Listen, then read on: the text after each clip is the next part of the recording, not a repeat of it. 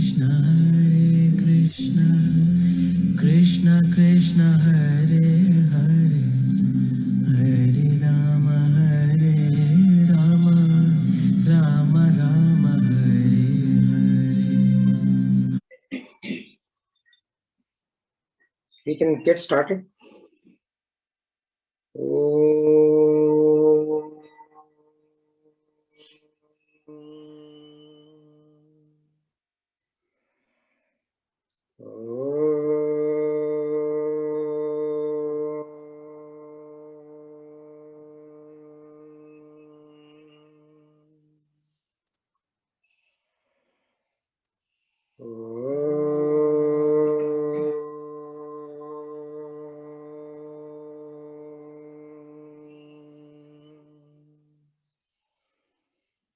सहना भवतु सहनौ भुनक्तु सह वीर्यं करवावहै तेजस्विनावतीतमस्तु मा विद्विषावहै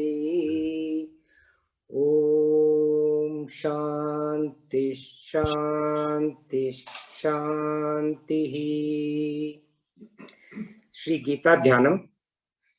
ओम पार्थाय प्रतिबोधितां भगवता नारायणेन स्वयं व्यासेन ग्रथितां पुराणमुनिना मध्ये महाभारतम् अद्वैतामृतवर्षिणीं भगवतीम् अष्टादशाध्यायिनीम् अम्ब त्वामनुसन्दधामि भगवद्गीते भवद्वेषिणी। नमोऽस्तु ते व्यासविशालबुद्धे पुल्लारविन्दायतपत्रनेत्र येन त्वया भारततैलपूर्णः प्रज्वालितो ज्ञानमयप्रदीपः प्रपन्नपारिजाताय स्तोत्रवेत्रैकपाणये ज्ञानमुद्राय कृष्णाय गीतामृतदुहे नमः। सर्वोपनिषदो गावो दोग्धा गोपालनन्दनः पार्थो वत्सत्सुधीर्भोक्ता दुग्धं गीतामृतं महत्। वसुदेवसुतं देवं कंसचाणूरमर्दनं देवकी परमानन्दं कृष्णं वन्दे जगद्गुरुं। भीष्मद्रोणतटा जयद्रथजला गान्धारनीलोत्पला शल्यग्राहवती कृपेण वहनी कर्णेन वेलाकुला।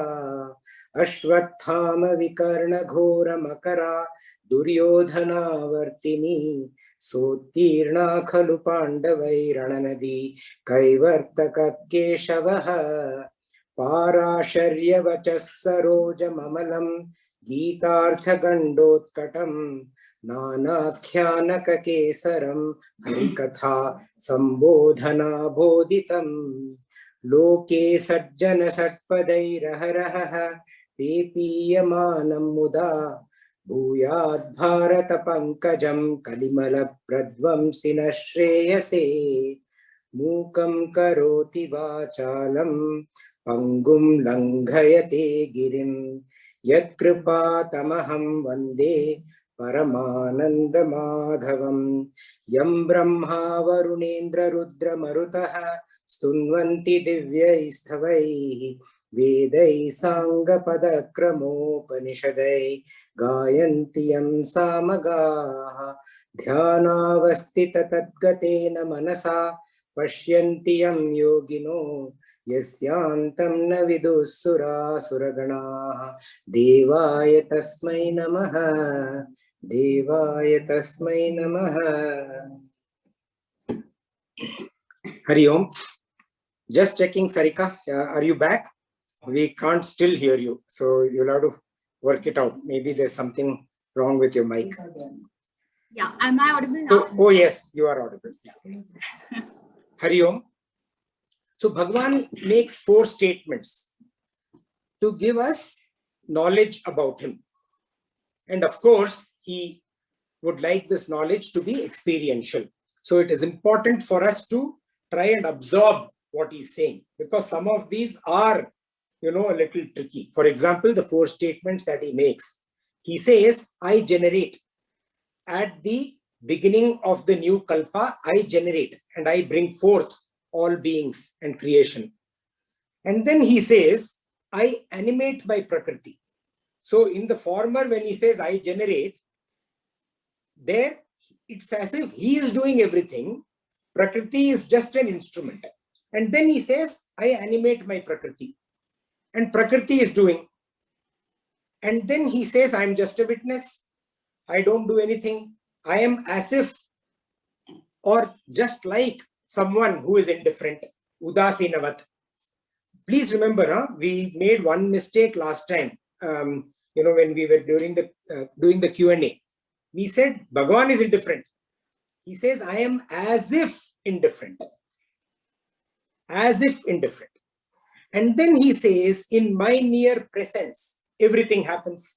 Prakriti automatically gets animated and all the aspects of Prakriti take fold, come forth. So here, Sage Vyasa is explaining to us using Arundhati Maya, stage by stage, for us to be able to get the experiential understanding. All 4 statements are true, by the way. Associated with Bhagavan, associated with the Lord, desires, actions, and knowledge derive meaning.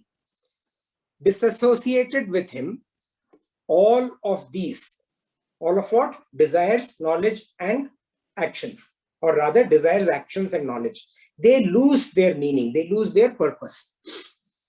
And that makes people resort to the delusive nature which comes from the Rakshashim and Asurim tendencies, or which come from the Rajasic and Tamasic gunas. Everyone has a nature or guna that is a permutation and combination of 3 elements. The wicked or the Rakshasim, and that arises out of tamas. The selfish or the Asurim, that arises out of Rajasic or Rajas. And the divine or the Daiviga, which arises out of Sattva or Sattvic nature.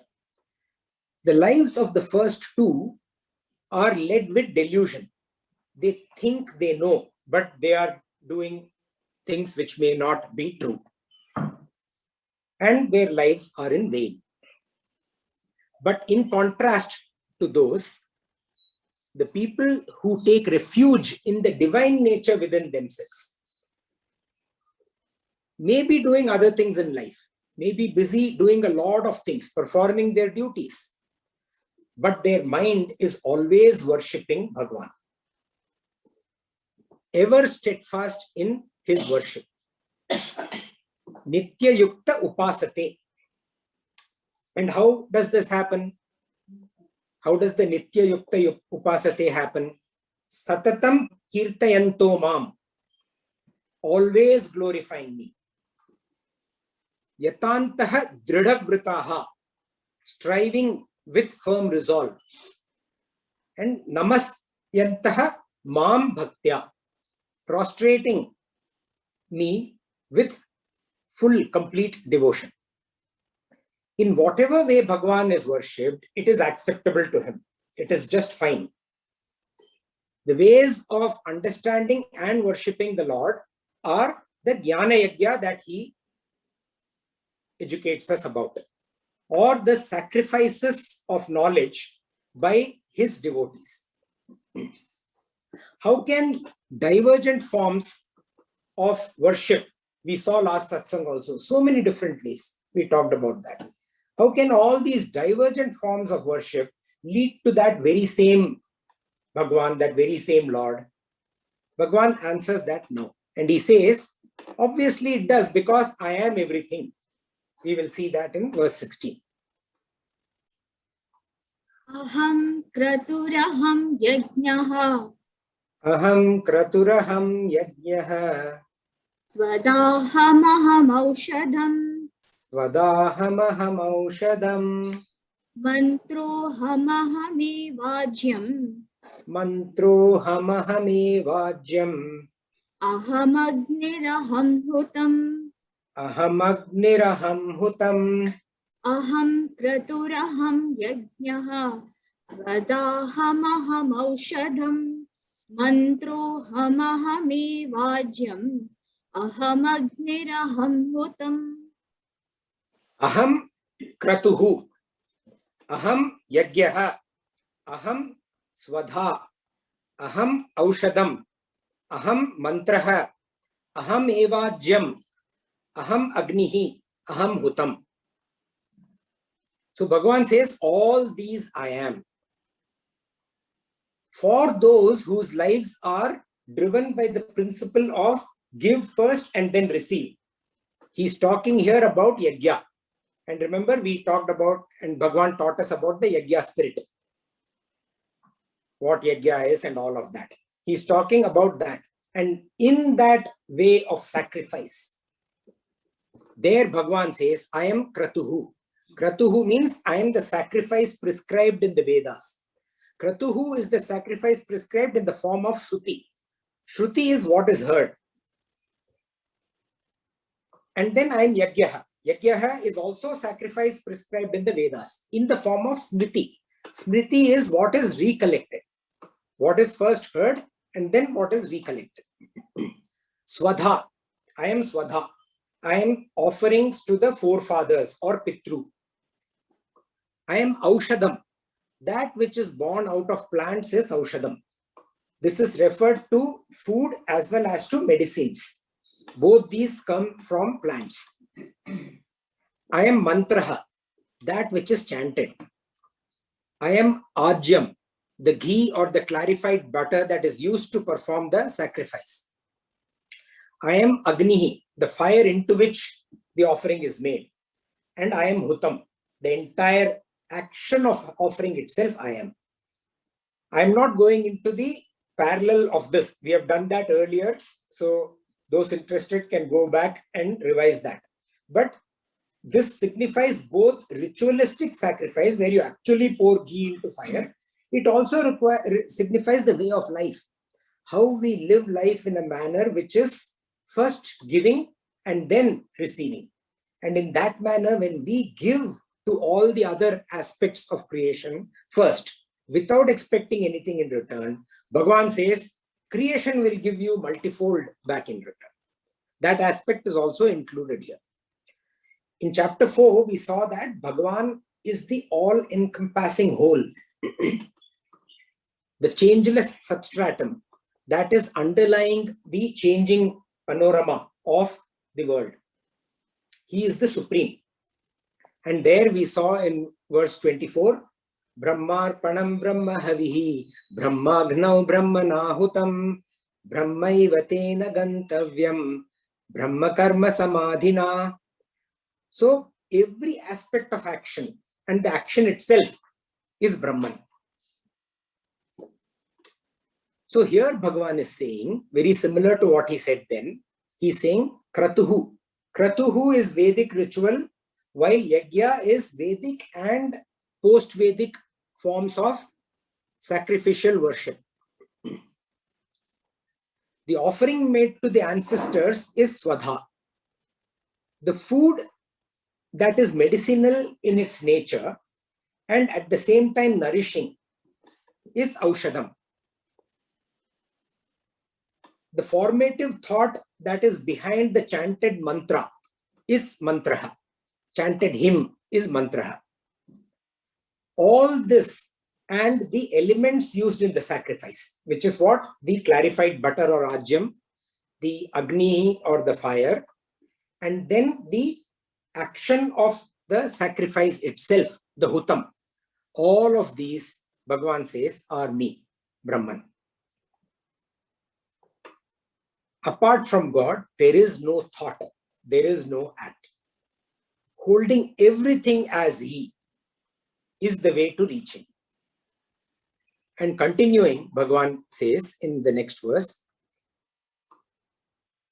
पिताहमस्य जगतः Pitahamasya jagataha माता धाता पितामहः Mata Dhata Pitamahah. वेद्यं पवित्रमोङ्कारः Vedyam Pavitramomkarah. ऋक्सामयजुरेव च Riksamayajureva cha. पिताहमस्य जगतः माता धाता पितामहः वेद्यं पवित्रमोङ्कारः ऋक्सामयजुरेव च Asya Jagatah Aham. Of this world, I am. So what does Bhagavan says of this world I am? The Pita. Pita, father. As the Nimitta Karana or efficient cause. Remember, the potter is the efficient cause for the pot that has been made. I am the Mata, the Upadana Karana or the material cause. Like the clay is the material cause for the pot. I am the Pitamaha. So he says, not only I am the Pita and the Mata, I am the Pitamaha, the cause of the cause. How, what a beautiful expression to explain the cause of the cause. Like, my parents are my cause and their cause are their parents or my Pitamaha, my grandparents. So the cause of the cause is what Bhagavan is meaning to say.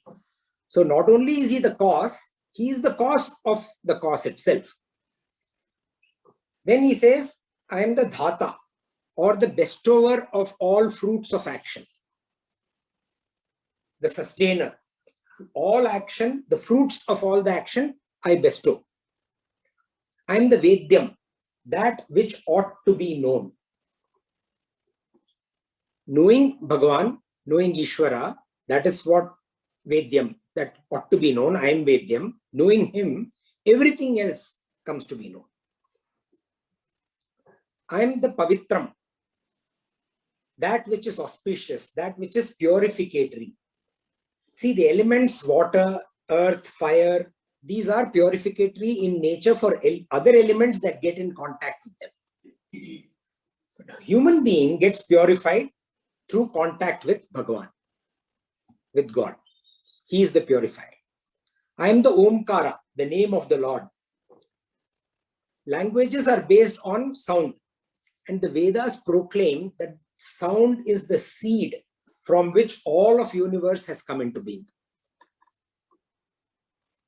And God, Bhagavan, persists eternally as a syllable Om, which is comprised of 3 subsyllables. Actually, there is nothing called subsyllable. A syllable is in language, in phonetic science, syllable is the most minimal aspect. But Om is comprised of A, U, Sound originates as A, sound sustains as U, and sound terminates as like when we say Om.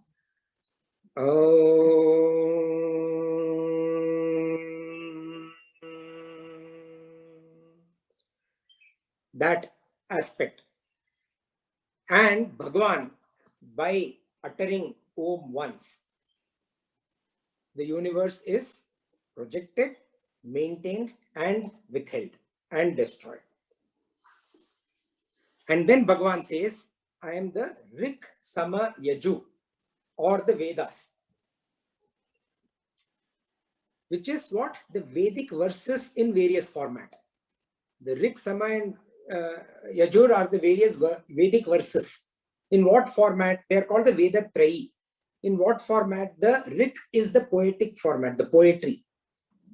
The Vedas in poetry format is Rik. The Vedas in that can be sung in song format is Sama. And the Vedas in prose format is Yajus.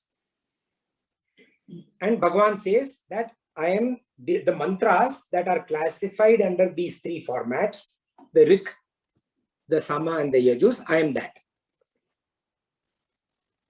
Sri Ramakrishna Paramahamsa said, and I quote, Bhagavan, Bhagavatam, and Bhakti, these are identical, unquote. Furthermore, Bhagavan continues in the next verse. Ghatir Bharta Prabhu Sakshi Gatir Bharta Prabhu Sakshi Nivasa Sharanam Suhrit Nivasa Sharanam Suhrit Prabhava Pralaya Sthanam Prabhava Pralaya Sthanam Nidhanam Bijam Avyayam Nidhanam Bijam Avyayam Gatir Bharta Prabhu Sakshi Nivasa Sharanam Suhrit Prabhava Pralaya Sthanam Nidhanam Bijam Avyayam. Gatihi. Gatihi is what is attained. The goal of life. The goal of life for various humans is different. It varies with people. But fundamentally, we also did this earlier, but in a slightly different manner. This can be clubbed under three broad heads. People always want a long life as a goal. They want wider knowledge. The more we get to know, the better. We are curious by nature. And we want to satiate that curiosity through knowledge. And deep happiness. Happiness that touches our core. And also lasts through this long life that we aspire for. And this is nothing but Sat Chit Ananda. Life, light, and love. Which is nothing but the form of God. Thus Bhagavan says he is the goal for all human beings. Gatihi. And then he says Bharta. One who gives nourishment and joy. That is Bharta. Prabhuhu, the Lord. One who owns. Just like the waves are owned by the ocean, similarly, cosmic life is the owner of individual life. I am the Prabhu. I am Prabhu. I am Sakshi. I am the witness. The witness from whom all of universe emerges, including the beings, and into whom they all disappear. I am the Nivasaha. Nivasaha means the abode. I am the abode for all of creation. I am the Sharanam. Sharanam, refuge. I am the refuge. The only lasting shelter for anything and everything, including the clutches of death. I am Suhrit. Suhrit we have seen earlier also.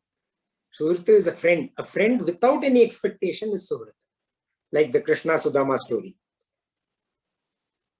A fast friend.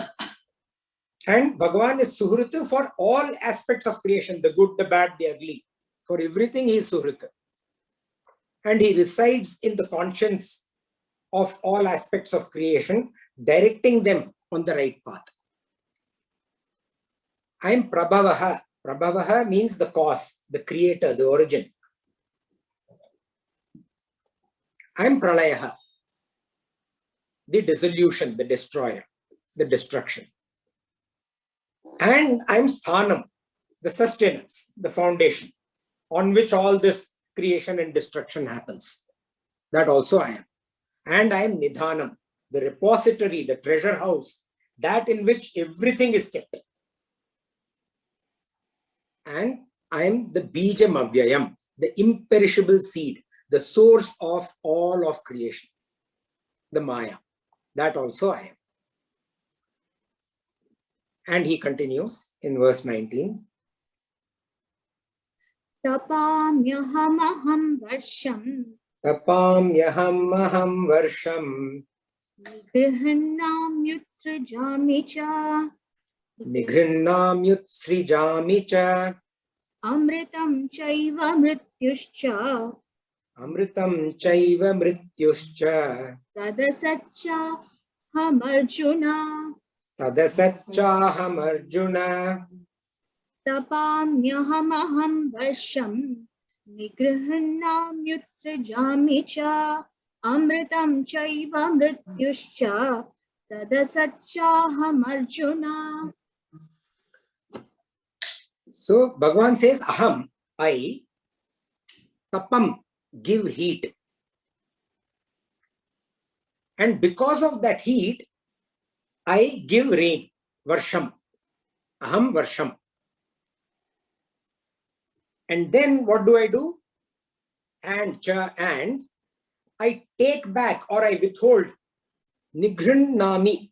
Nigrihnami means I take back or I withhold. So the rain comes and then he takes back the rain in the form of evaporation, scientifically known as evaporation. I take back and then I withhold it like clouds, in the form of clouds. And then utsrijami, I send it back again. I send forth in the form of rain again.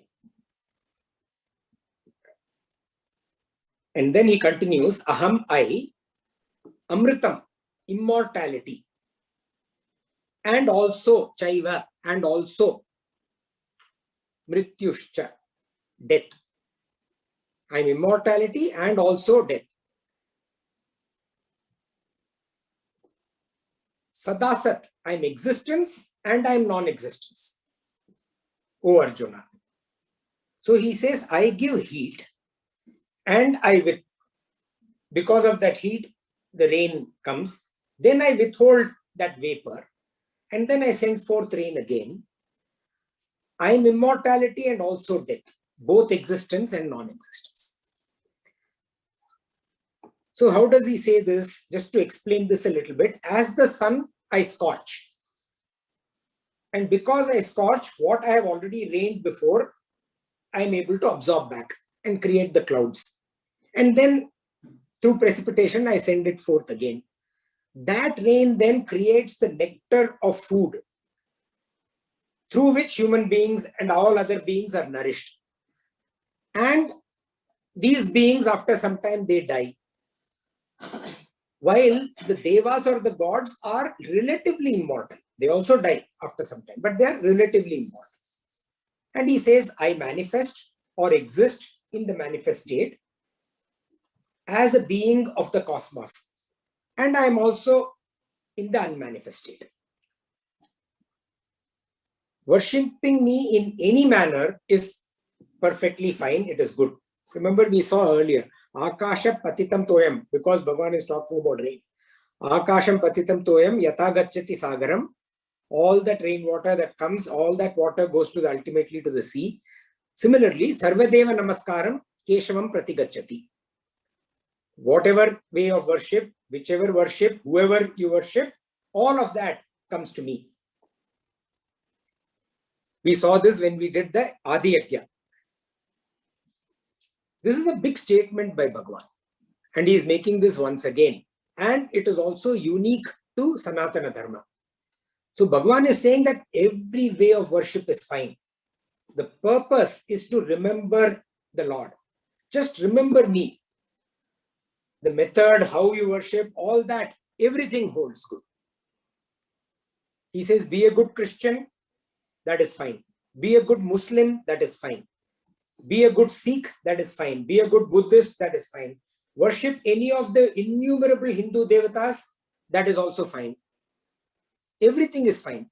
Whatever you are doing all through all these methods, you are ultimately practicing Sanatana Dharma. No bigotry, no fanaticism, no narrow-mindedness.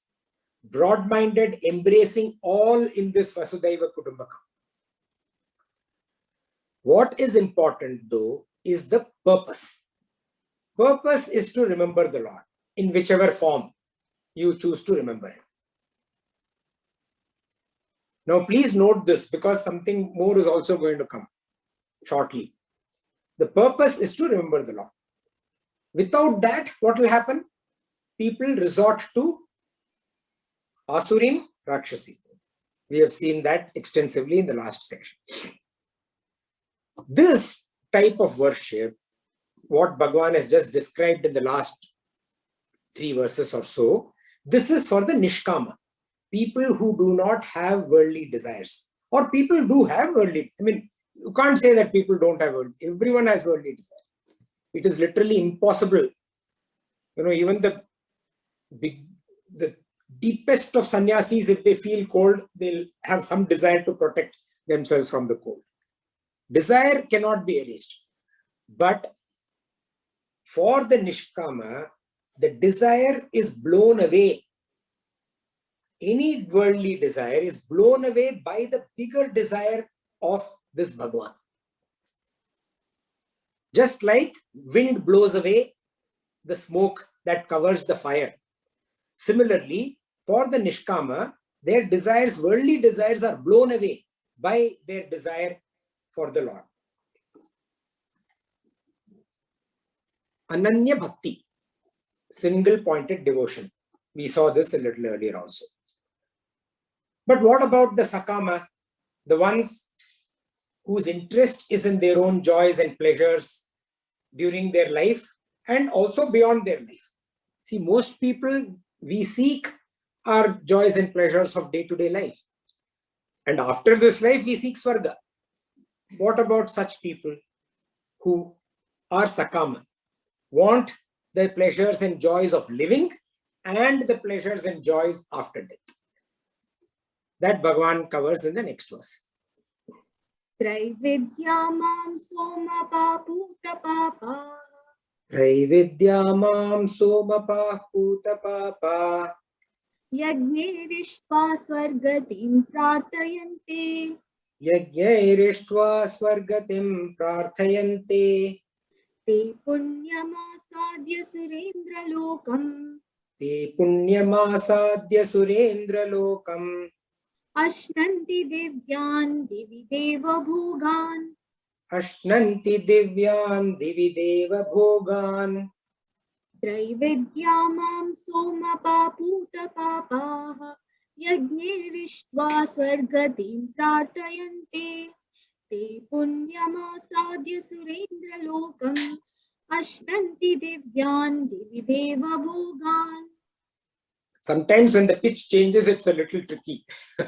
That's poetry, you know. But yeah, that's why we have to keep recitation is also, that's why equally important. So Bhagavan says, Traividya. Traividya, the knowers of the three Vedas that we just saw. The Rik, Sama, the Yajus. These knowers of the three Vedas, Ishtva. Ishtva, worshipping with desire. Ishtva, Mam, worshipping me with desire. Yajyahi, by sacrifices, by performing prescribed sacrifices in these Vedas that they know. And what do? Somapaha, they drink the soma. We'll come to that, what it means. And Puta Papa, by drinking the soma, the drinkers of soma are purified from sin. And they,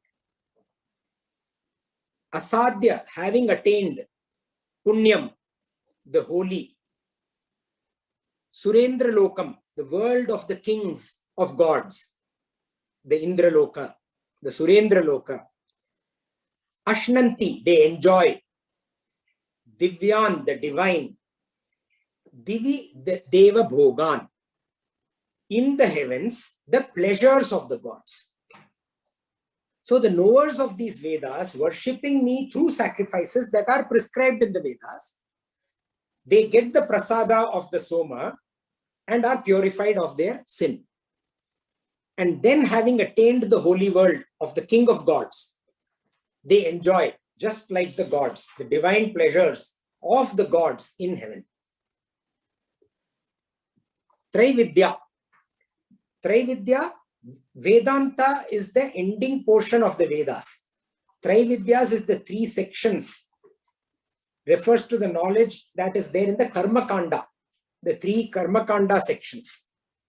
And after the three Karma Kanda sections, you have Vedanta. Vedanta is philosophical in nature. Karma Kanda is ritualistic in nature. So those people who know the ritualistic portion of the Vedas, who have that knowledge. And nowadays, even if they don't have the knowledge, they get people who have the knowledge to recite it for them. I don't have the knowledge, but priest, Guruji, aap aiye, please recite it for me. Because I don't know the three Vedas. And recite it or get it recited for them with what? With the Ishtva, with the desire. Desire for what? To attain the fruits that are prescribed in the Vedas itself. You do this yaga, you will get this result. You do that. I will not go into all of that. Okay, if you are interested, we should study that. Do yaga A, get result B, fruit B. Do yaga C, get fruit D. So those fruits, desirers of those fruits, yagyaihi mam, through sacrifices worshipping me. And what comes out of that sacrifice is the somapa. The soma is the prasad. Soma, you do the soma yagya or soma yaga, and from the soma yaga you get the somalata. Somalata is essentially the lata is creeper and soma is the juice. So somalata, the creeper, is used in the yaga, and then it is crushed, and the juice that comes out of the somalata that is used in the yaga, in the soma yaga. It's intoxicating, by the way, but in small quantities it is not intoxicating.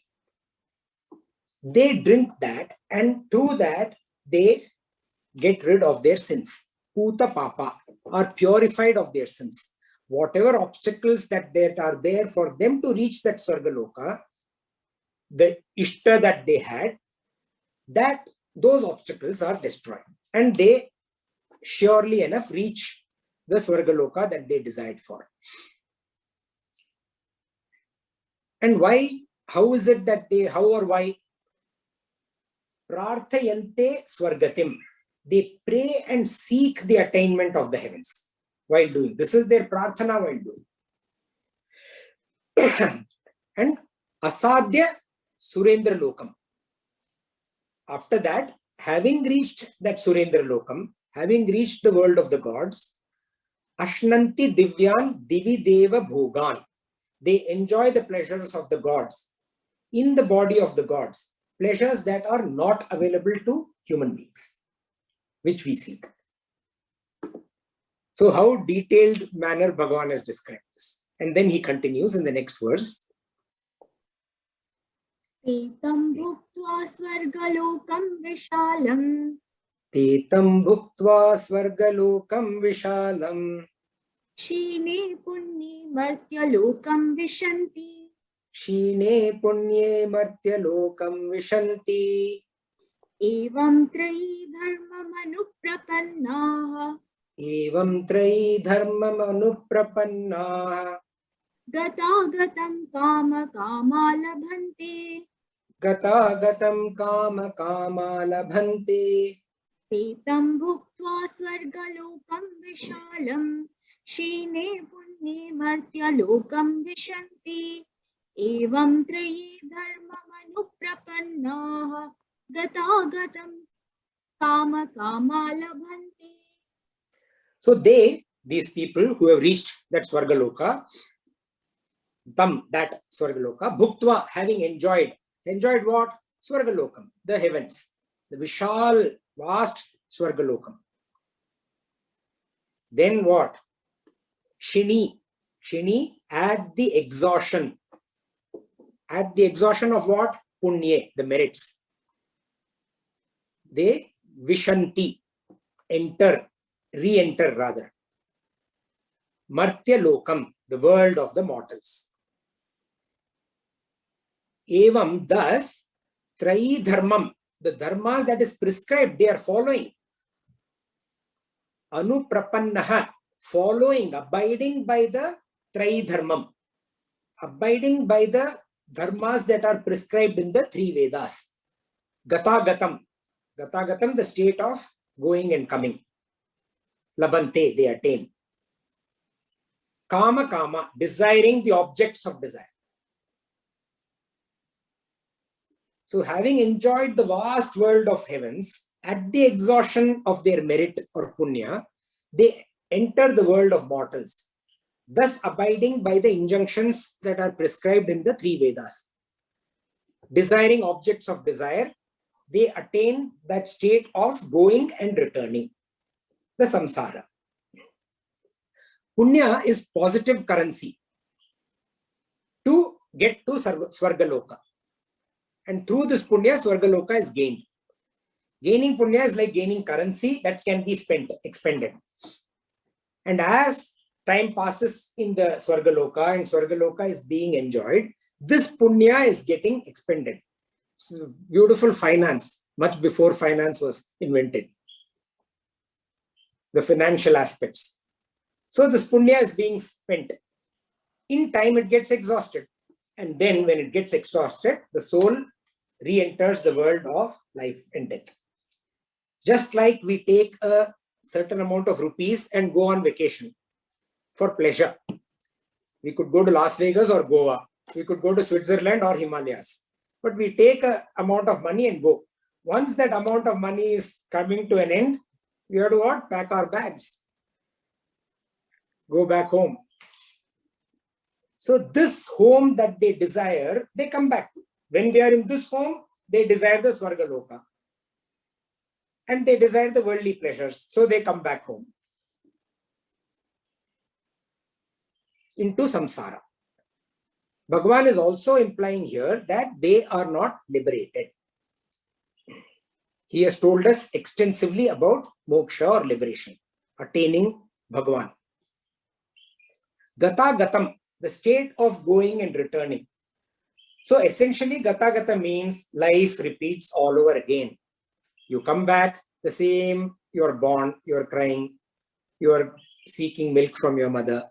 And then you get to a stage where you can go to school.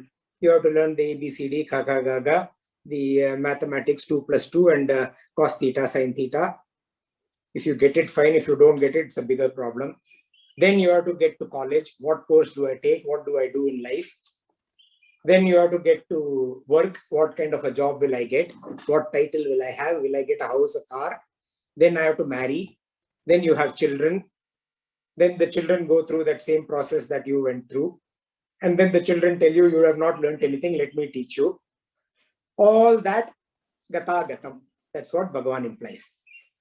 However, also please note that these are people who are seeking Bhagavan in a sattvic manner. They have not got into the, Rakshashim, Asurim. They are very much in the Daiviga realm. So we have also seen earlier when we discussed also the examples of Ramakrishna Paramahamsa, Vivekananda. They are born back so that the continuity of their spiritual evolution is maintained. So they may not go through the same cycle. For all you know, they may come at a much higher level of, they may come back as, what's the word, where you are prodigies. They may come back as a prodigy in whatever proficiency that they had accumulated in the previous life, including spiritual prodigies. That progression is, Bhagavan has earlier also guaranteed. We know that. Thus we see Bhagavan has taught us Swargatim, that Ichha for Swargatim leads to Gatagatim, and Bhagavad Bhakti leads to Moksha. Bhagavan now describes how beautiful the result of the pursuit of the Mahatmas who rely on or who aspire for Bhagavad Bhakti, who are deep into Bhagavad Bhakti. One of the most famous verses of Bhagavad Gita, 22. Ananyaschintayanto mam Ananyaschintayanto mam ye jana paryupasate ye jana paryupasate tesham nityabhiyuktanam nityabhiyuktanam yogakshemam vahamyaham yogakshemam vahamyaham Ananyaschintayanto mam ye jana paryupasate tesham nityabhiyuktanam yogakshemam vahamyaham. Nityabhiyuktana, not Nityabhi, Nityabhiyuktana. So those who, excluding everything else, excluding all else, think of me, worship me, are completely devoted to me, always abiding in me, their prosperity and welfare I secure.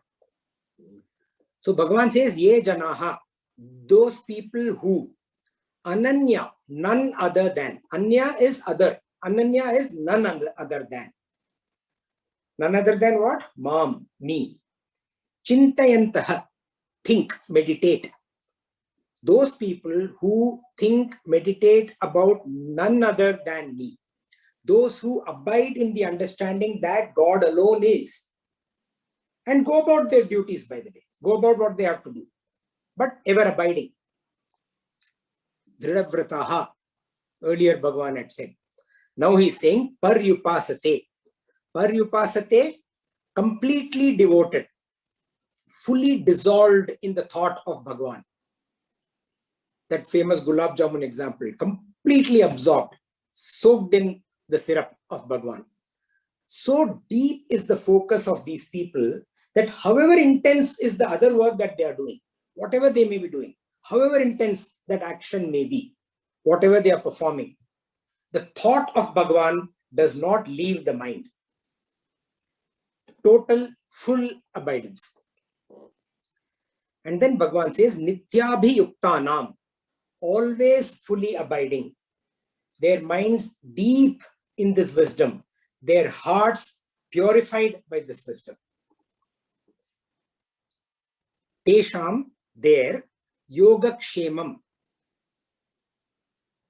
Yoga and kshema, prosperity and welfare. Vahamyaham, I am responsible for. Yoga means apraptyasya praptihi. And kshema means praptyasya rakshanam. Apraptyasya praptihi is gaining what is not there. What one needs or wants, but what is not there, gaining that. And praptasya rakshanam is protecting what one already possesses, what is there. And Bhagavan says, I am responsible to ensure that you get what you do not have and that I enable protection of what you have. In modern times, the human being has assumed this role, by the way, in a beautiful manner, in the material sphere of life. How have we done that? Through loans and insurances. Get what you want, which you do not have through loan. This loan scheme, that loan scheme, for anything and everything, there is a loan scheme. You don't have something? Easy. Take this loan, get it. Protect what you have. Protect what you already have through this insurance. Isn't it brilliant? At least in this aspect, we have learned extremely well from Bhagavan. Protecting what we already have and getting what we do not have, acquiring what we do not have. Bhagavan, though, is saying here that for such a devotee, which devotee? The Ananya Bhakta devotee. For that devotee who is ever abiding in him, who is fully devoted to him, he himself undertakes the responsibility of ensuring that they attain him. That is his yoga. His yoga. His yoga is to ensure that this devotee attains him. And then he preserves their state, that attained state. These devotees, once they attain him, he ensures that and preserves that state of attainment forever. That is the kshema. That is the yoga and kshema that he is referring to here. Meaning, they do not return to samsara. In the previous verses, 2 verses, we saw how gatagatim, how they seek the pleasures, enjoy the pleasures, come back. Though the Rakshasi Masurim, though, that's a different, we don't even have to dwell. Here Bhagavan is saying they do not need to come back. Moksha forever. So one lesson for us is, along with taking LIC policy, we should also take Vahamyaham policy. That Vahamyaham policy is equally important, if not more. LIC will ensure that those we leave behind are taken care of. Vahamyaham will ensure that our soul is taken care of. This Vahami or Vahamyaham, Vahamyaham comes from Vahamyaham, Vahami aham. I secure. Vahami is a beautiful term that's used by Bhagavan. It means that personally, I will personally carry. I shoulder the responsibility. Just like a coolie takes the luggage in the railway station. There's another Sanskrit word called Dadami. Dadami means to give, bestow. That also Bhagavan does. He gives boons. We can give Dadami, gift, Dadami, boon, all of that we can do. Vahami is when we assume responsibility. Sweat equity, not financial equity. Financial equity is given. Sweat equity is taken. Vaham is sweat equity. Personally take the weight. Bhagavan says, I personally carry this responsibility. Let's remember this, the 4 statements of Bhagavan. All of them are true. He personally carries the responsibility. He may empowers Prakriti to do it. He is just standing there and Prakriti is enabled to do it by itself. All of that is true. But essentially, he is responsible to get it done. Like when the principal comes and the class is quiet, the principal pats the teacher on the back and says, beautiful discipline you are maintaining, teacher. Teacher says, yeah, I am maintaining. It's actually the children who are quiet. Or when the sun comes up, I wake up. As soon as the sun comes up, you wake up. You cannot sleep. It's not like the sun is saying, get up to all, each and every one of the elements of creation. The sun is there. We wake. And that is why Bhagavan is addressed with names like Dina Dayala, Bhakta Rakshaka, Govinda. He gets all these names from here, where he says, Tesham Nityabhi Yuktanam Yogakshemam Vahamyam.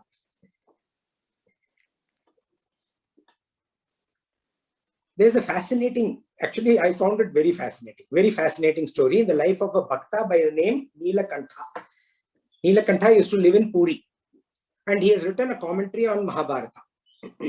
It is said that when he was writing this commentary, he came to this verse. Please remember, don't say Bhagavad Gita, Mahabharata, what are you talking? Bhagavad Gita is a part of Mahabharata. We saw this in the beginning itself. So he comes to this verse while he is writing commentary on the Mahabharata. And there, Nilakantha does not agree with the use of this word Vahami in this verse. He strikes it off in his commentary and replaces it with Dadami. Tesham Nityabhi Yuktanam Yogakshemam Dadamyaham.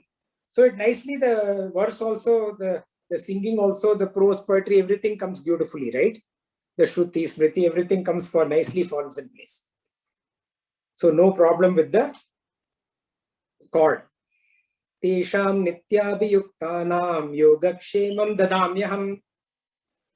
So he felt that Bhagavan gives yoga and kshema as a boon. He does not personally take responsibility for the same. And then the story goes that he went off to take a bath in the river. Now, he was a poor Brahmin. Nilakantha, very poor Brahmin. And he and his wife lived a life where they were not able to, or found it extremely difficult to obtain or secure a square meal for themselves. And as he was coming back after the bath, he was actually thinking about that. God, don't even know, God only knows whether there is any food to eat or not. And as soon as he reaches home, he finds his wife in a pretty angry mood. And he's wondering what it is. And he thinks that she must be angry because there is no food in the house. She must be upset about it. And as he's about to console her, she says, how could you do this to that small boy? It is good that you sent all the materials and all the food and all the stuff for our household. And you sent so much, by the way, I can manage for the next 3 to 4 months maybe. But how could you do this to that small boy? You made him carry all of that weight. And poor kid, he was bent all over with all of that weight, struggling to carry it. You can't do that. This is not right at all. Did it not even occur to you that you can't give this kind of a task to that poor boy? The poor chap was so panting and struggling. Not only that, he had a cut in his forehead. And he didn't even wait for me to apply bandage, to take care of that cut, put a dressing on it.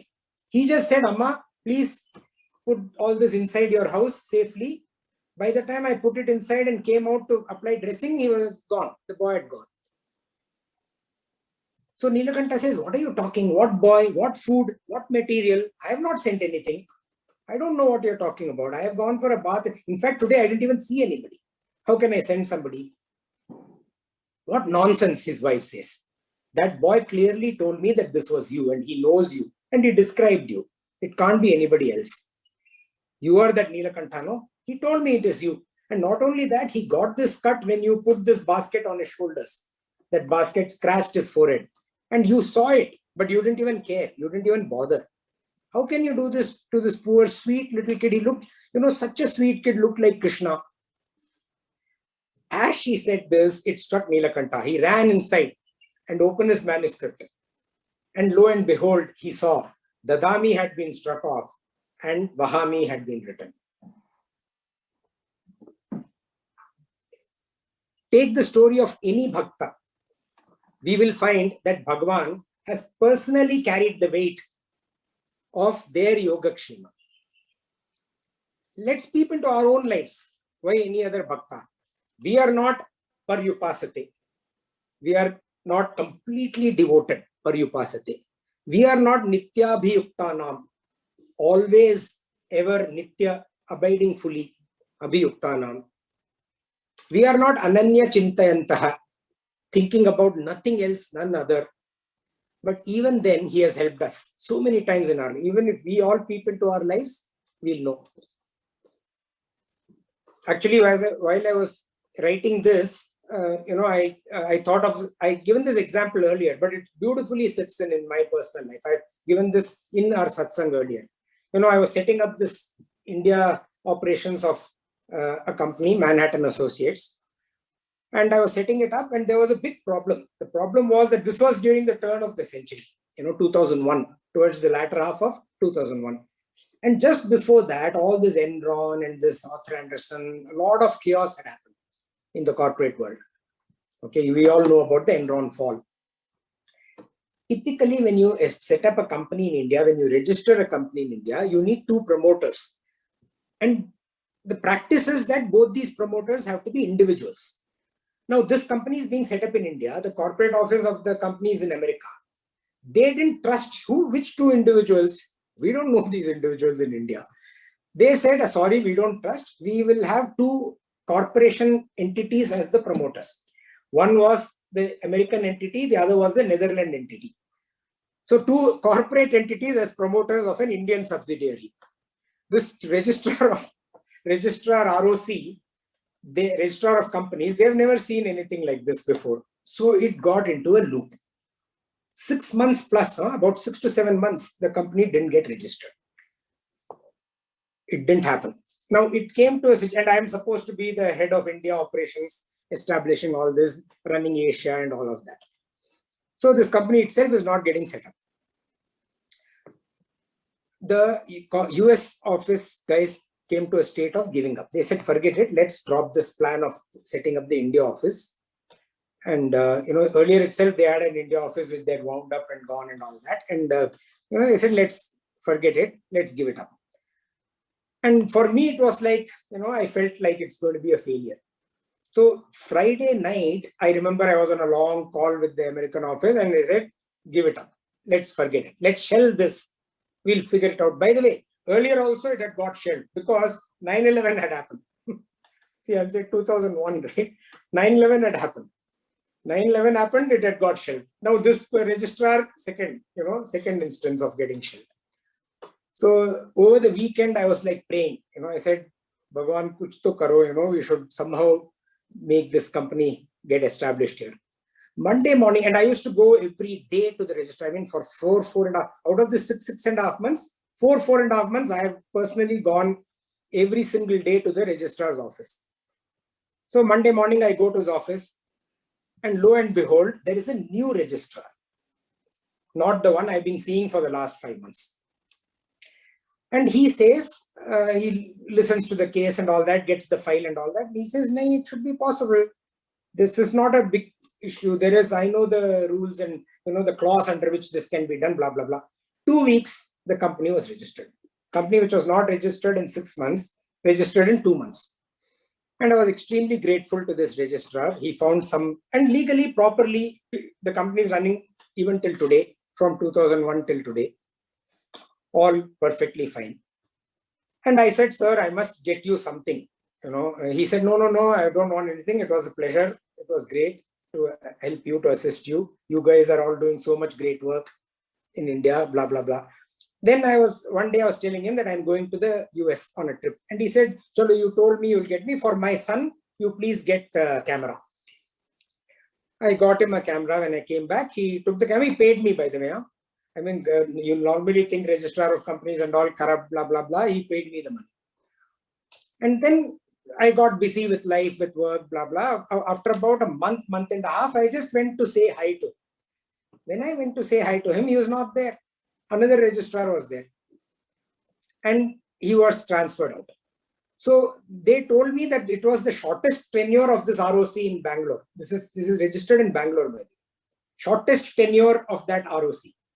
Typically, ROCs come for years. He was there for less than 2 months. And I was like, I mean, this is, when I was reading this verse, I was saying, yeah, that is that Vahamyaham. Nothing else but. By the way, his name, Prasad.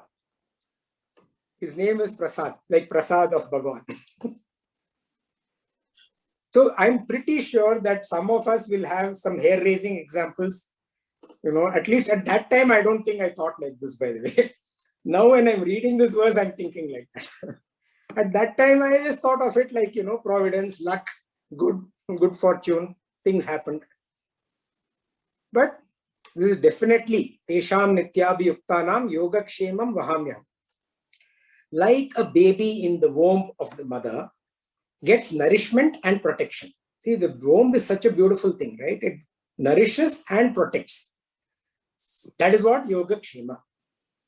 Similarly, Bhagavan ensures Yogakshema like he's carrying us in his womb for those who have Ananya Bhakti.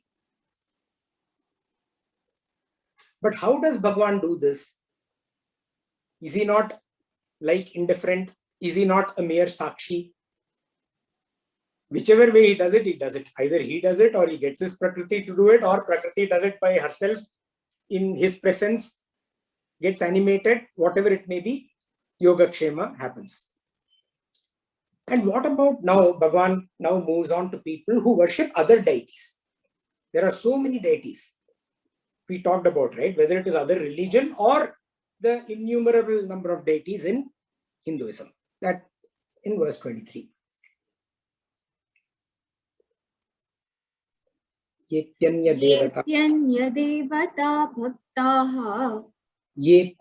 devata bhaktaha yajante shraddhayanvitaha tepi mameva kaunteya yajantya vidhipurvakam yepyanya devata bhaktaha yajante shraddhayanvitaha tepi mameva kaunteya yajantya vidhipurvakam. Even those devotees who endowed with faith, Shraddhayanvitaha, endowed with faith, those devotees, those bhaktaha, yajante, worship who? Yepyanya devataha, ye api anya, other devatas also, other gods also, but they worship with devotion. What happens? They worship me alone, O son of Kunti, O Kaunteya. Mameva, me alone, yajantya. But then Bhagavan gives a qualification. Avidhi purvakam, by the wrong method. They worship me only, just that the method is wrong. Just like I took a government office example, right? Just like government officers get their power from the government. By the way, government officials behave as if they are the all-powerful mighty. They are nothing. It's the policy document, the government that gives them that power. Similarly, these deities that we worship get their power from Bhagavan, from Ishvara. And Bhagavan says avidhi. He says, anyway, all that worship comes to me alone, he says. But he says, what is this avidhi that he talks about? Avidhi, no vidhi. Not in the right manner, not conforming to the regulation, or in this case, in spiritual context, not conforming to the Shastras. Their methods stem from ignorance. Like, for example, this our registrar who was before Prasad, before him, he didn't know about the cross, or he didn't even care to know. He thought he knew every delusion, right? See, this ignorance leads to delusion. He didn't know the actual cross, and he thought he knew. So 6 months gone by, nothing happened. The work doesn't happen. Similarly, if we think that the other devatas have the power, then that is a delusion. That is the reference to avidhi here. That ignorance causing delusion, or delusion caused by ignorance, that leads to bestowing power that really does not belong to that deity. And when that happens, when you bestow something that they actually do not possess, that method of worship is non-conforming. And why does he say that? Why does Bhagavan say that? Why are these methods, quote unquote, wrong, so to say? That he covers in the next verse.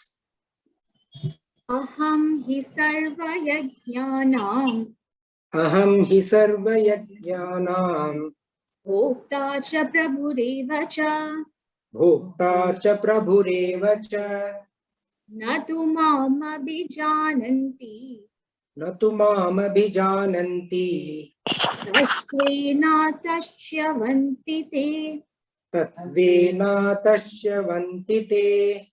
Aham hi sarva yajnanam bhokta cha prabhureva cha na tu mam abhijananti tatvena tashyavanti te. Aham hi bhokta. I am surely the bhokta, the enjoyer of what? Sarva yajnanam, all types of sacrifices. And not only that, and cha, I am the Prabhureva. I am also alone the Prabhu. Prabhu means the Lord. We just saw the meaning of Prabhu, the bestower of the fruits. Not only am I the enjoyer, I am the Prabhu also. But they do not know me. Abhijanati mam. These sacrificers, these worshippers, they do not know me. And because they do not know me in what? Tatvena. In true essence, they do not know me. In that tatvena. And because of that, ataha, hence, Chevanti. Chevanti actually means fall, but Chevanti also means get absorbed into, get sucked into. They get sucked into what? They get sucked into this samsara. As the Antaryami, as the indweller, I am the Antaryami in the deities that you are worshipping. And because I am the Antaryami, as the Antaryami, I only receive all the aspects, offerings that you make. And as the Lord, I only give you the results of those offerings as the Prabhu. I am the dispenser also. But without knowing, you are doing this. Without knowing this small thing, it's such a simple thing to know. Without knowing and without realizing, you are going on and on worshipping. And because you do that, quote unquote, the term fall here means you get sucked back into samsara. Go back into samsara, or the path of going and coming all over again. And Bhagavan continues. Yanti deva vrata devan Yanti deva vrata devan pitrin yanti pitrvrataha Pritrin yanti pitrvrataha bhutani yanti bhutejyaha Bhutani yanti bhutejyaha yanti madhyajinopi mam Yanti madhyajinopi mam yanti deva vrata devan pitrin yanti pitrvrataha bhutani yanti bhutejyaha yanti madhyajinopi mam. We all know, as we think, as we do, so we become. That is what Bhagavan is saying here. So what is he saying? Why is this happening? Yanti Devavrata Devan. Devavrata, worshippers of these deities, Yanti Devan, go to the deities. Pitrun Yanti, Pitrivrataha, the worshippers of the Pitru. Pitru is ancestors. They go to the ancestors. See, we see this all around us. We see worshippers of ancestors. We see worshippers of Devtas. It is, Bhagavan is only talking about what is there. And Bhutani Yanti Bhutejyaha, the worshippers of the elements. Bhutani, the elements. They go to the elements only. We'll see what that is in a minute. And he says also, by the way, Madhyajino, my worshippers, Api Yantimam, they also reach me. So whoever you worship, you reach that destination. That is the simple thing that Bhagavan is saying. So if you by choice want that destination, feel free. So the worshippers of deities go to the devas. The worshippers of the ancestors go to the Pitru or the ancestors. The worshippers of the elements go to the elements, Bhutani. And my worshippers come to me. The nature of a person determines the ways of worship. As you think, so shall you become. So it is said that the Sattvic mind gets attracted to the devas. The Rajasic mind gets attracted to the Pitrus. Rajasic are the mind, we'll see, Bhagavan talks about the gunas in a lot more detail. The Rajasic mind gets attracted to the ancestors. The Tamasic mind gets attracted to the Bhutas. The Bhutas or elements are essentially the Yakshas and the Rakshasas. People worship Yakshas, like God of wealth, for example. What's the name, God of wealth? Kubera. So whoever you worship, you reach that deity, that object of worship you reach. And the Mahatmas single-pointedly worship the Ishvara, leading to perfection and liberation. Yanti Madhya Jinopi Mam. Sri Ramakrishna Paramahamsa said, and I quote, he gives us what we pray for. The best that we can do is to not ask him anything. Don't ask him for anything, but give ourselves over to him. And he, in his turn, gives himself to us, unquote.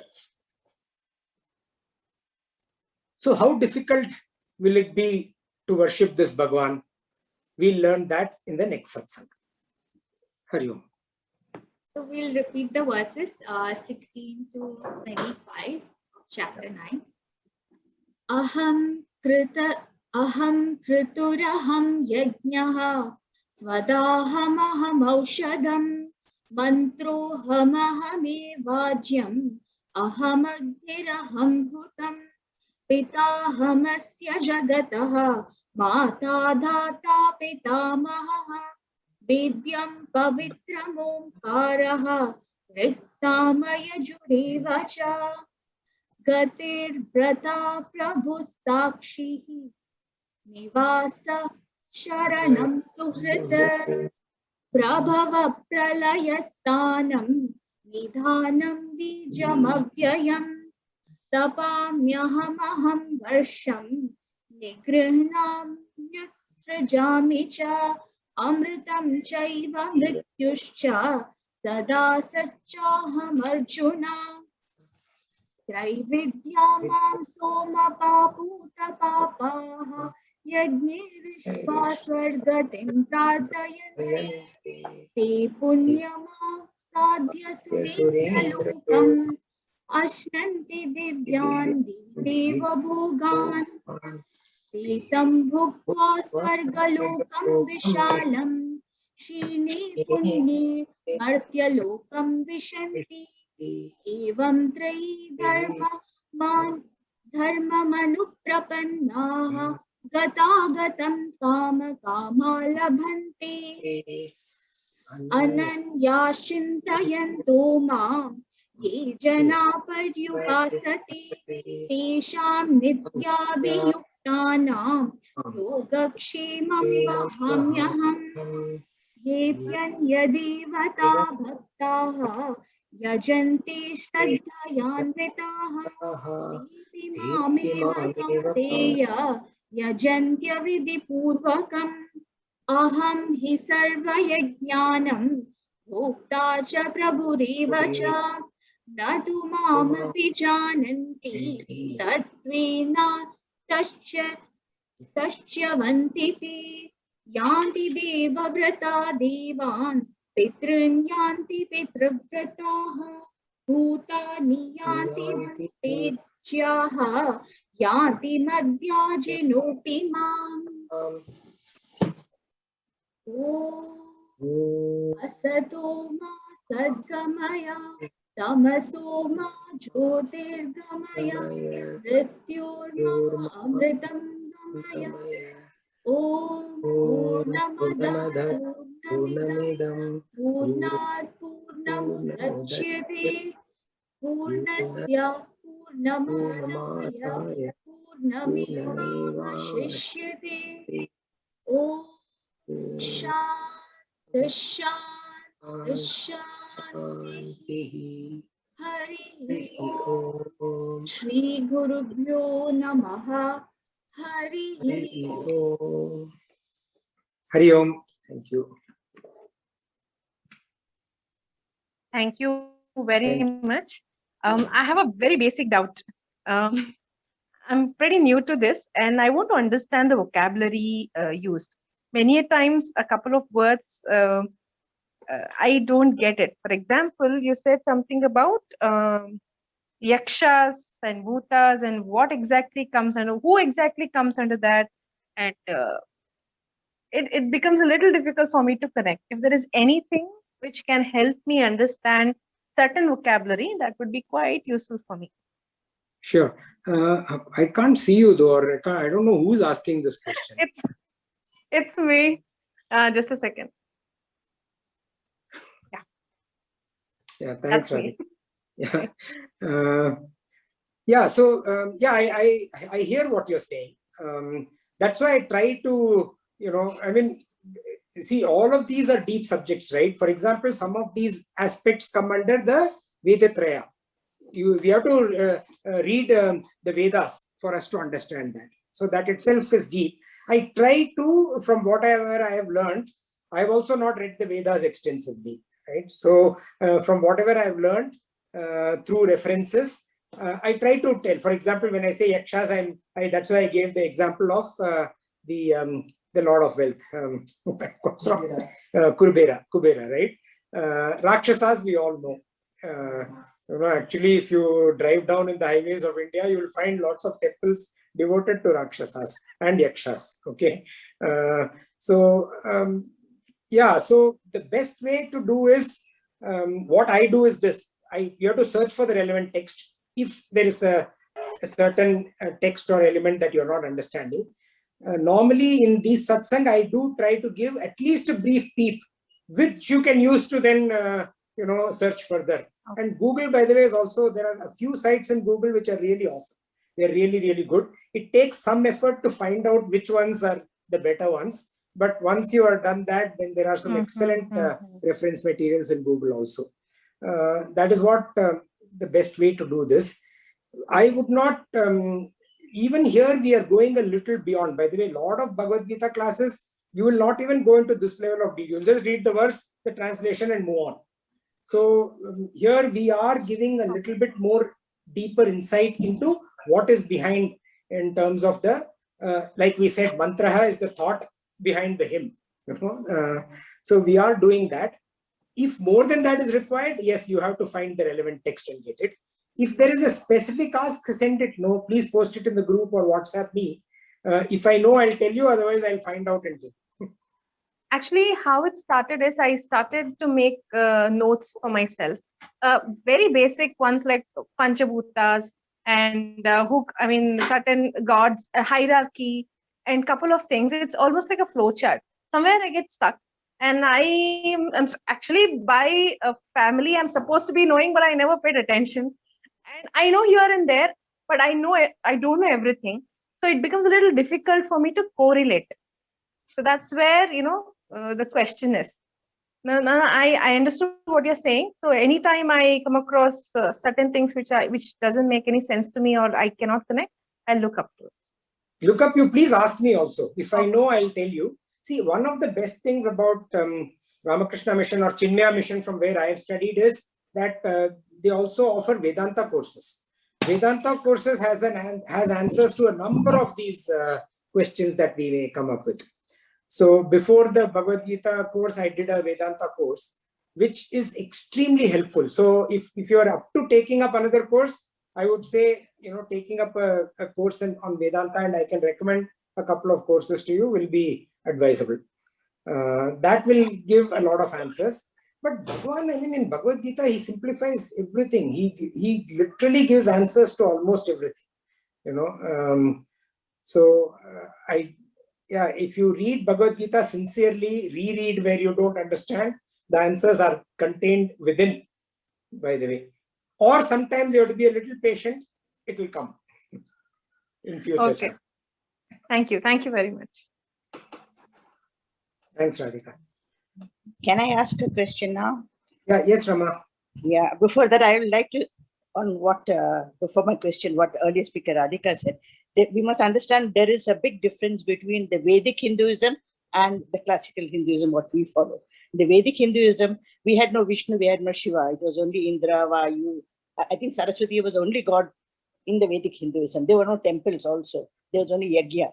So, there is a lot of, we tend to confuse both the Vedic Hinduism with our current classical Hinduism, what we do now. So I think we should distinguish between the two.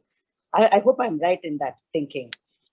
Anyway, now I come to my question. Did you get what I'm trying to tell you? That I did. Yes, you are right.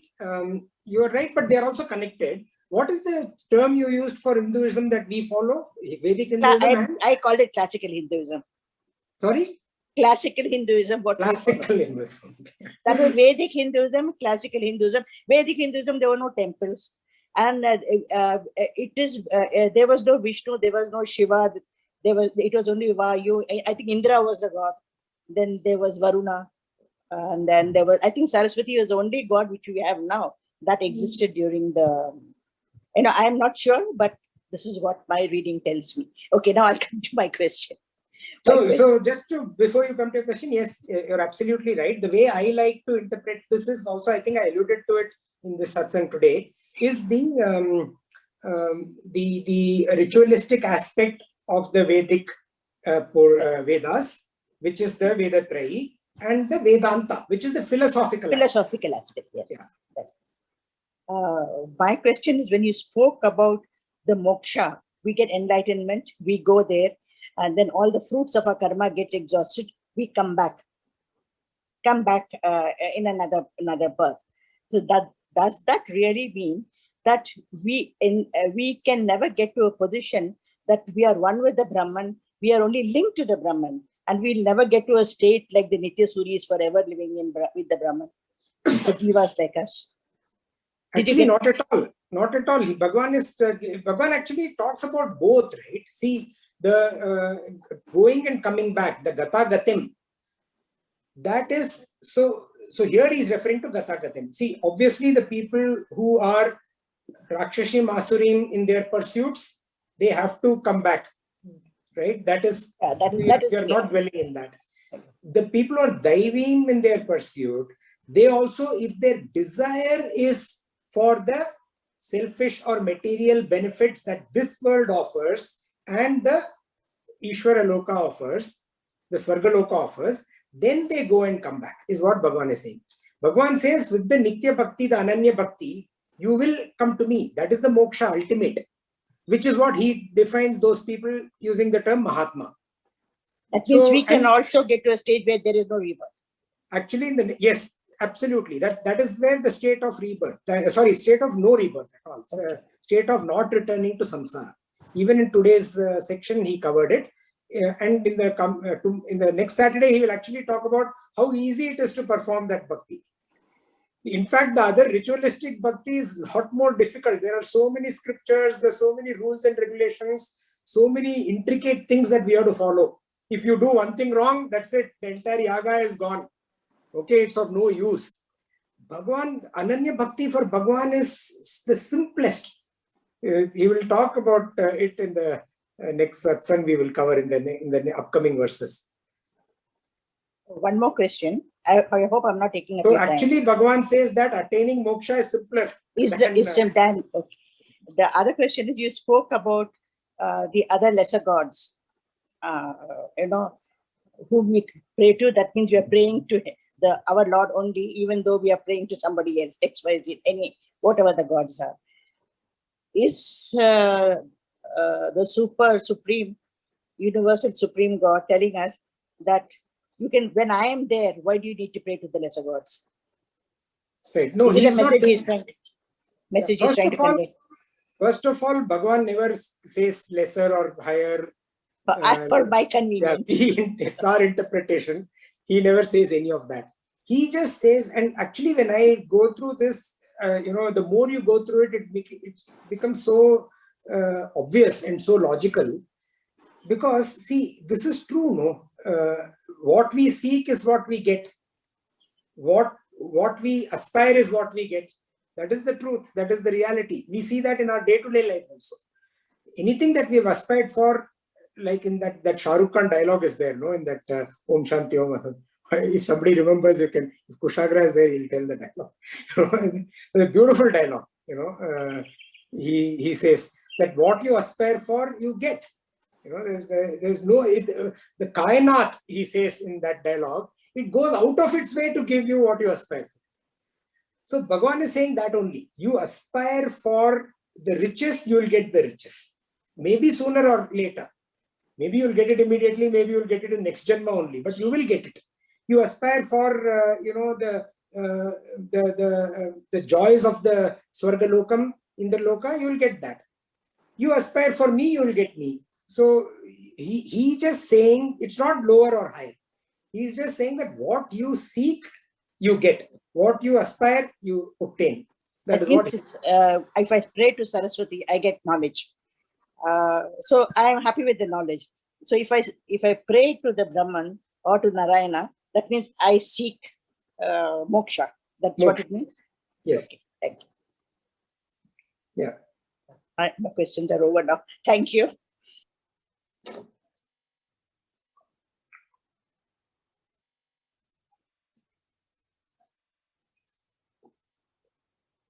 Ultimately, everybody will seek moksha sometime or the other in the journey.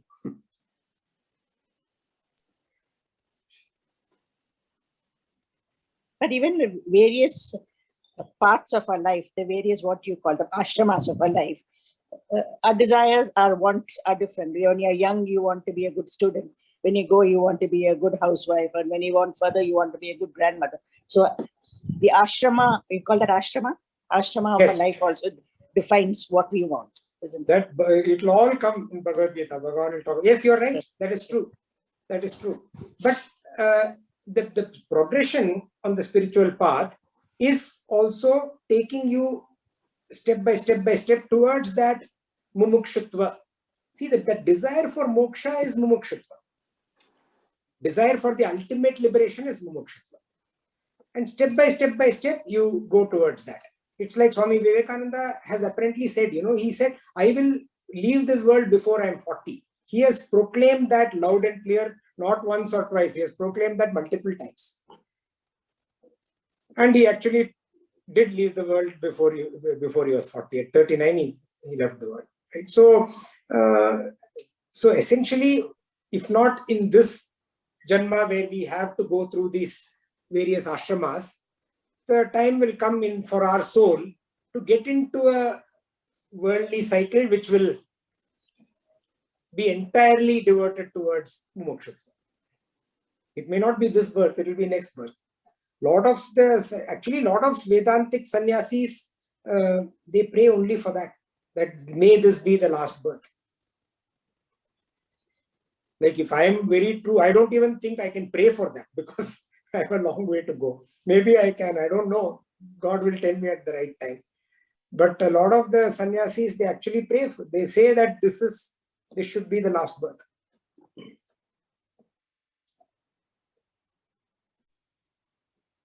How's it now? Is it better? Yes, we can. Yes, we can hear you. Sir, I am reminded of one Urdu Shair, Firaq Gorakhpuri. He was head of Department of English of Allahabad University.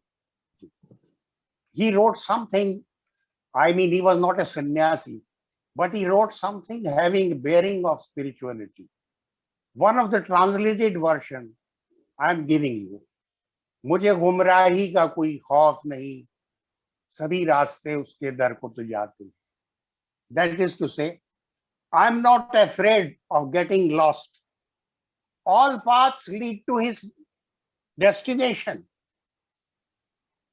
It's on the way of worshipping. That's what you just now we heard, that those who worship Pitra, they go to Pitra. They worship, those who worship the Bhoot, they go to Bhoot. So he says, I'm not afraid of getting lost. All paths lead to him. And then, sir, it is also said by Sant Kabir, Jaki rahi bhavna jaisi, Prabhu Murat dekhi tin taisi. We visualize God as per our conception, as per our perception. We conceive him to be playing with a flute, with a mayur pank on his forehead, wearing yellow clothes. Yes, that will be our conception. Primarily, it's a matter of our conception. And then, fourth, it has been, we have heard in your lectures that 4 types of people approach God. Artri, those who are troubled by some worldly difficulties, they are called arthi. Artharthi, those looking for material comforts. Jigyasu, those who are curious to know about God. And Jnani, those who are meditators, contemplators, like that. 4 types of people approach him. So I'm most pleased with the person who is Jnani. That is to say, who don't seek anything. Regarding them, I'm reminded of Tulsidas. Tulsidas has written somewhere. I'll translate to you after reading a few lines of him. Bhajahi je mohi taji sakal bharosa, karahi sada tinke rakhwari, jimi balak ke mehtari. That is to say, those who worship me without transacting any demand, without making any demand, without making any desire, abandoning all desires and all problems, those who worship me, I am always a protector of them. And I protect them how? I protect just as a mother takes care of the infant, just take care of the child. The mother takes care of the child. And then, sir, without worshipping, if worship is not in our part of life, worshipping does not mean lighting lamp. Worshipping does not mean using incense sticks. Worshipping does not mean symbols. Form of worship differ. Worshipping basically is meditation, contemplation, communion with God. And if that communion with God is attained, with the spiritual thoughts is attained, if it's not attained, then life is like this. Bhagati heen, gun, sab gun aise, lavan binaj baho binjan jaise. That is to say, if we have eaten all sweet things and no salt, then we find it tasteless. So without bhakti, it is just like eating without salt. I'm sorry if I've taken more of the time. Thank you very much for my submission. Thank you, sir. This is very beautiful. Very, very nice what you said. Thank you for sharing. Another interesting small story I'll give. In Delhi, there are 2 residential areas. One is Tughlaqabad, another is Nizamuddin. Nizamuddin is a very flourishing, very flourishing, posh, rich people's locality. And Tughlaqabad is a city of colony of monuments. Now, there was one great saint, Sufi saint, by the name of